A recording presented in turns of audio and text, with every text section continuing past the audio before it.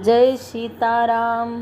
जय जय सीताराम की जय। आइए हम सुनते हैं सुंदर कथा। सुंदर स्थल है, उसका नाम है पंचवटी। दंडक वन में पावन स्थल है, उसका नाम है पंचवटी। अब हम आपको पंचवटी की कथा सुनाते हैं। आप वहाँ जाइए और एक दंडक नाम के राजा थे जिन्होंने दुर्वासा मुनि की कन्या के साथ व्यभिचार किया था। इससे क्रोधित होकर के दुर्वासा जी ने उन्हें श्राप दे दिया। आज से 7 दिन के भीतर इस राज्य में गरम गरम बालू की बरसात होगी तथा पूरा राज्य जल करके नष्ट हो जाएगा। श्राप के कारण पूरा नगर भस्मीभूत हो गया और श्रापित भूमि हो गई। इसलिए आज अगस्त्य जी कह रहे हैं, प्रभु आपके चरण पड़ते ही वह भूमि श्राप मुक्त हो जाएगी। इसलिए कह रहे हैं, उग्र शाप मुनिवर कर हरहूँ। उस श्राप का हरण कीजिए। अगस्त्य जी भगवान राम से कह रहे हैं कि उस श्राप का हरण कर दीजिए प्रभु। तो पंचवटी प्रस्थान के लिए आप देखिए कि भगवान पंचवटी आए। गीधराज जटायु से भगवान की भेंट हुई, सुंदर कुटिया बनाई।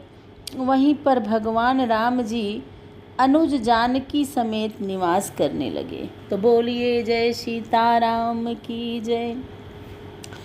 एक दिन लक्ष्मण जी महाराज ने प्रभु से प्रश्न किया।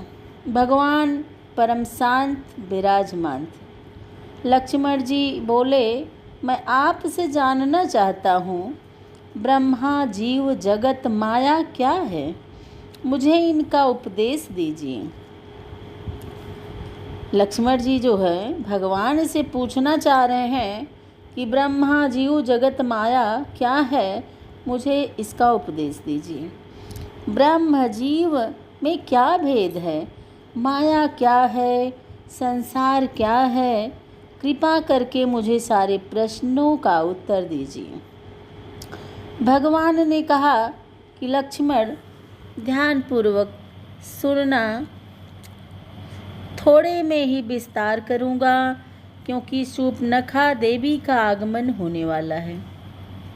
शूर्पणखा के आने के पहले लक्ष्मण जी ने भगवान से ऐसा क्वेश्चन किया था, इसलिए जल्दी ही ज्ञान चर्चा हो जाए तो अच्छा है। मन मति चित्त तीनों लगाकर सुनना, यही कथा सुनने की परंपरा है। कथा कैसे सुनी जाए, गोस्वामी जी बड़ा सुंदर बताते हैं कि करहूँ श्रवण पुट पान।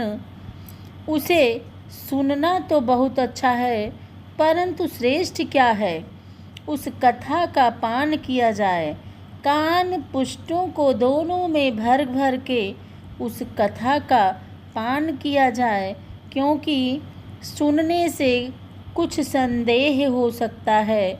इसलिए अच्छा रहता है कथा का पान करो। राम जी लक्ष्मण जी से कह रहे हैं, मन बुद्धि चित्त के साथ श्रवण करो। जो न तो ब्रह्मा को जाने, न माया को जाने, न स्वयं को जाने, उसे जीव कहते हैं। जो न ही ब्रह्म को जानता है, न ही माया को जानता है और न ही स्वयं को जानता है, उसको क्या कहते हैं? उसे जीव कहते हैं। जो इस माया से परे हैं, बंधन मोक्ष से परे हैं, जीवन मृत्यु से परे हैं, उन्हें ही भगवान कहते हैं। माया 2 प्रकार की होती है, एक अविद्या माया और एक विद्या माया। विद्या माया ऐसी होती है जो भगवान के भक्तों को उनके समीप ले जाती है, उसे विद्या माया कहते हैं। अविद्या माया जो भगवान के भक्तों को उससे दूर कर देती है, इसे विद्या माया कहते हैं। अगर हम भगवान के समीप जाएं तो समझना चाहिए कि विद्या माया कार्य कर रही है। यदि दूर है, विषय वासनाओं में भटक रहे हैं, तो समझना चाहिए अविद्या माया कार्य कर रही है। उसे कहते हैं जहाँ मन का भाव हो जाता है, उसे क्या कहते हैं? जहाँ मन का अभाव हो जाता है। तो बोलिए सियावर रामचंद्र की जय।